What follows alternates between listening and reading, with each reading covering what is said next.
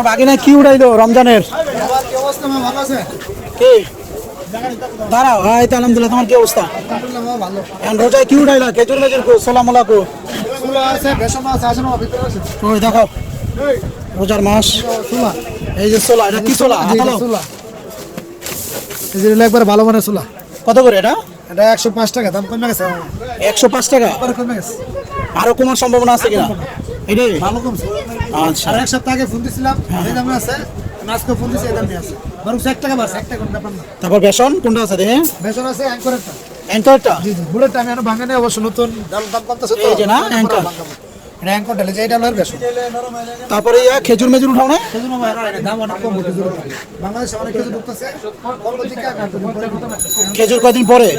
Uncle আমি ঠুকবো, বলে দাম বেশি। খেসারি খেসারি কই? খেসারি খেসারি দেখি কিরকম খেসারি? খেসারি ভালো আছে। এ এটা কত করে? খেসারি দাম কম, 110 টাকা। রমজানের খেসারি, তারপর বুটের ডাল, বেসন, এগুলো তো তাই না? আর কি কি তেলের কি অবস্থা? তেলের বাজার? তেল কোম্পানির দেয় না এখন, নাকি ডিউ নেয় না, এই কারণে নাকি তেল পায় না। তাহলে কেমনে চলবো রমজানে? কেমনে চলবো? তেল আপনার খালি বোতল নিয়ে আসবেন, অনেকে খালি বোতল নিয়ে আসে। কত করে খালি খোলা? কত করে? 200 টাকা কেজি এক নম্বর।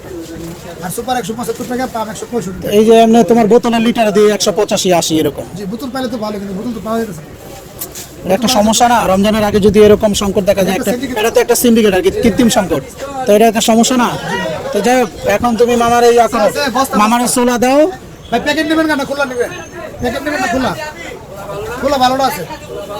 এখন মামার সোলা দাও, বেসন দাও, তারপর খেসারি দাও, চিনি দাও, যা যা লাগে রমজানে দিয়ে দাও।